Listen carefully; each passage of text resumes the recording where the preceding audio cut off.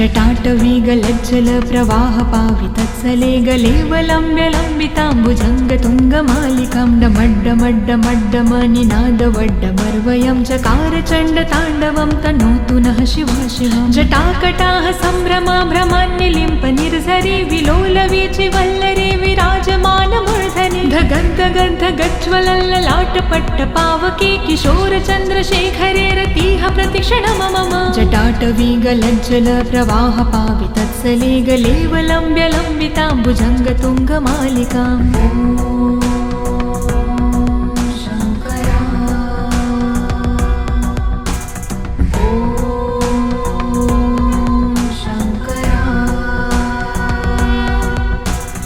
धराधरेन्द्रनन्दिनी विलासबन्धुबन्धुरसुराद्रिगन्धसन्तति प्रमोदमान मानसे कृपाकटाक्षधारिणी निरुद्ध दुर्धरापदे कवचदिगम्बरे मनो विनोदमेतु वस्तुनि जटाभुजङ्गपिङ्गल स्फुरत्फणामणि प्रभा कदम्ब कुङ्कुमद्रवा प्रलिप्तदिग्वधूमुखे मदान्धसिन्धुरस्फुरत्वगुत्तरीय मेदुरे मनो विनोदधुत्तं बिभर्तु भूतभर्तरे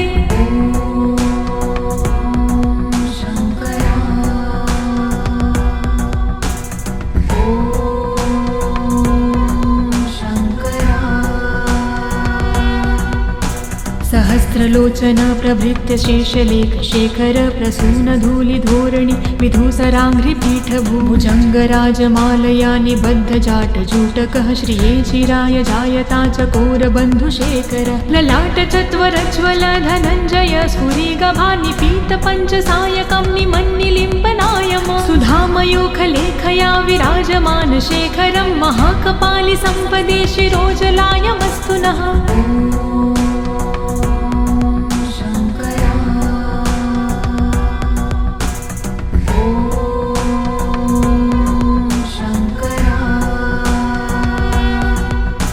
करालभालपट्टिकाधगद्धगद्धगज्वल धनञ्जयाधरीकृत प्रचण्ड पञ्चसायके धराधरेन्द्रनन्दिनी कुचाग्रचित्रपत्रक प्रकल्पनैकशिल्पिनी त्रिलोचने मते मम नवीनमेघमण्डली निरुद्ध दुर्धरस्फुरत्कहूनिशीथिनी तमः प्रबन्धबन्धुकन्धरः निलम्पि निर्झरीधरस्तनोतु कृत्तिसिन्धुरः कलानिधानबन्धुरः श्रियं जगन्धधुरन्धरः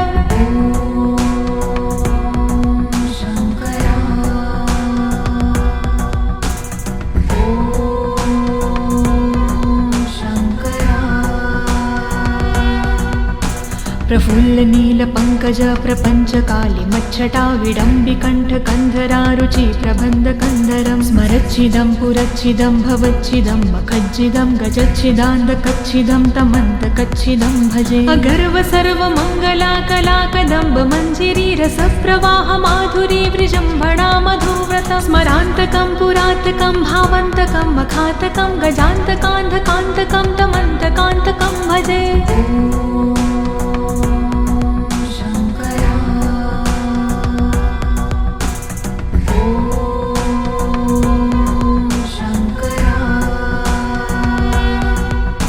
जयद्वद ब्रवीभ्रम ब्रमद्द जङ्गमस्फुर धगद्धगद्विनिर्गमत्करालबालहव्यव धिमिद्धिमिद्धिमिन्मृदङ्गतुङ्गमङ्गलं ध्वनिक्रम प्रवर्तित प्रचण्डताण्डव शिव दृशद्विचित्रतल्पयोर्भुजङ्गमौक्तिकं स्रजो गरिष्ठरत्नलोष्टयो सह द्विपक्षपक्षयो त्रिणारविन्दचक्षुषो प्रजामहिन्महेन्द्रयो समं प्रवर्तयन्मनः कदा सदा शिवं भजे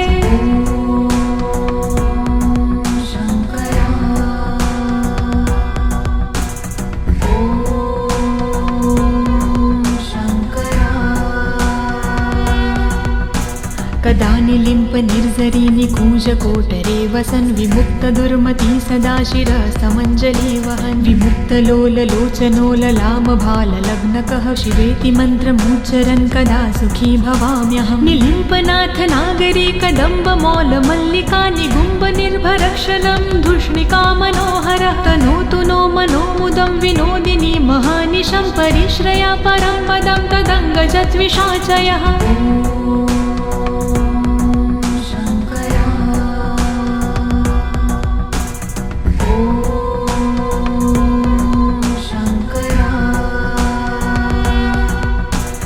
प्रचंड वाडवानल प्रभाशुभ प्रचारिणी महाष्टिसिद्धकामिनी जनावहूत जल्पना विमुक्त वामलोचनो विवाहकालिकध्वनि शिवेति मन्त्रभूषगो जगज्जयाय जायता इमं हि नित्यमेव मुक्तमुत्तमोत्तं स्तवं पठन् स्मरन् ब्रुवन्नरो विशुद्धमेति सन्ततं हरे गुरोसु भक्तिमाशु याति नायशागति विमोहनं हि देहनातु शङ्करस्य चिन्तनम्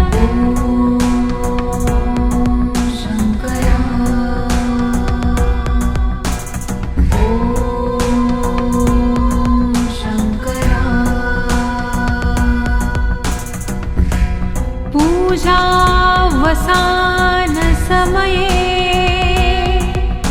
दशवक्त्रगीतं यः शम्भो पूजन्मिदं पठति प्रदोषे तस्य स्थिरा रथगजेन्द्र तुरंगयुक्ता लक्ष्मी सदैव सुमुखी प्रददाति शम्भुः इति शिवताण्डवस्तोत्रं सम्पूर्णम्।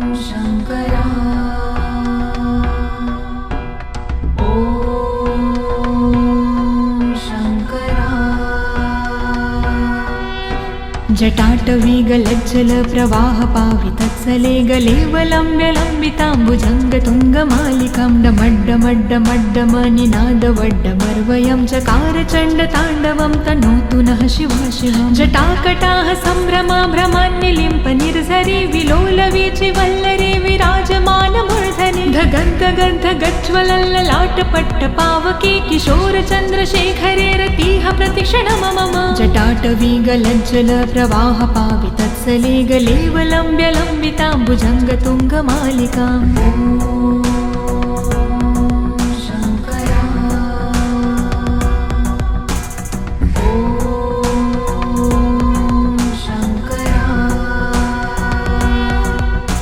धराधरेन्द्रनन्दिनी विलासबन्धुबन्धुरसुराद्रिगन्धसन्तति प्रमोदमान मानसे कृपाकटाक्षधारिणी निरुद्ध दुर्धरापदि कवचदिगम्बरे मनो विनोदमेतु वस्तुनि जटाभुजङ्गपिङ्गल स्फुरत्फणामणि प्रभा कदम्ब कुङ्कुमद्रवा प्रलिप्तदिग्वधूमुखे मदान्धसिन्धुरस्फुरत्वगुत्तरीय मेदुरे मनो विनोदधुत्तं बिम्भर्तु भूतभर्तरे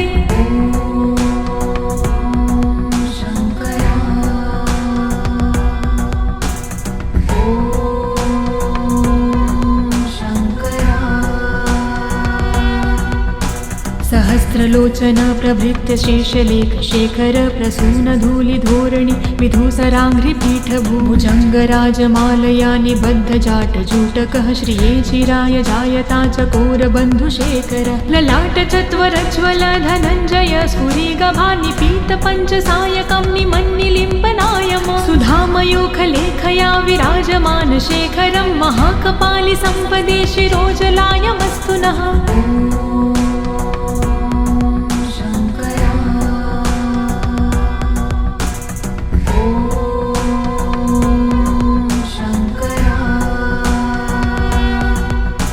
करालभालपट्टिकाधगद्ध गज्ज्वल धनञ्जयाधरीकृत प्रचण्ड पञ्चसायके धराधरेन्द्रनन्दिनी कुचाग्रचित्रपत्रक प्रकल्पनैकशिल्पिनी त्रिलोचने मते मम नवीनमेघमण्डली निरुद्ध दुर्धरस्फुरत् कहोनिशीथिनी तमः प्रबन्धबन्धुकन्धरः निलम्पि निर्झरीधरस्तनोतु कृत्तिसिन्धुरः कलानिधानबन्धुरः श्रियं जगन्धधुरधरः।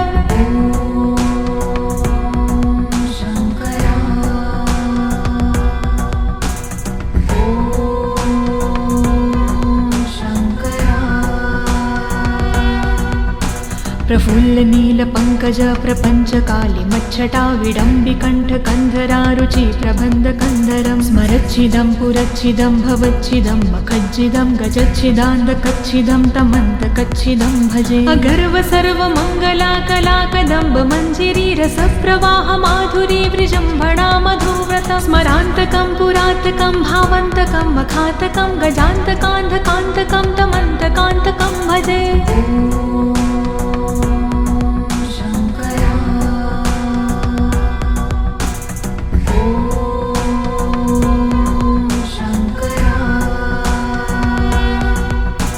जयद्वद ब्रवीभ्रम भ्रमद्दजङ्गमस्फुरधगन्धगद्विनिर्गमत्करालबालहव्यव धिमिद्धिमिद्धिमिद्धिमिन्मृदङ्गतुङ्गमङ्गलं ध्वनिक्रम प्रवर्तित प्रचण्डताण्डव शिव दृशाद्विचित्रतल्पयोर्भुजङ्गमौक्तिकं स्रजो गरिष्ठरत्नलोष्टयो सह द्विपक्षपक्षयो त्रिणारविन्दचक्षुषो प्रजामहिन् महेन्द्रयो समं प्रवर्तयन्मनः कदा सदा शिवं भजे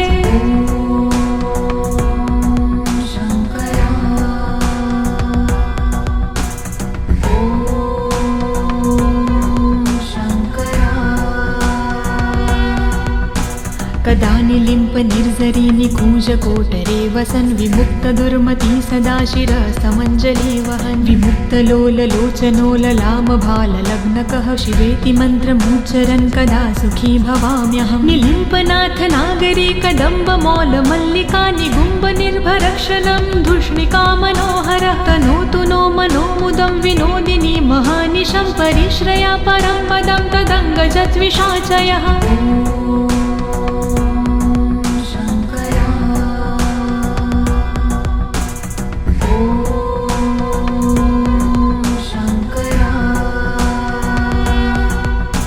प्रचण्डवाडवानल प्रभाशुभ प्रचारिणी महाष्टिसिद्धकामिनी जनावहूतजल्पना विमुक्तवामलोचनो विवाहकालिकध्वनि शिवेति मन्त्रभूषगो जगज्जयाय जायता इमं हि नित्यमेव मुक्तमुक्तमोतं स्तवं पठन् स्मरन् ब्रुवन्नरो विशुद्धमेति सन्ततं हरे गुरो सुभक्तिमाशु याति नायशागति विमोहनं हि देहनातु शङ्करस्य चिन्तनम्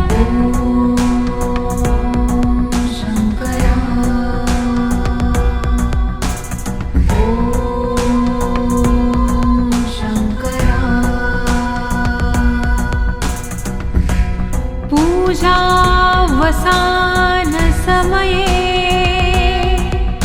दशवक्त्रगीतं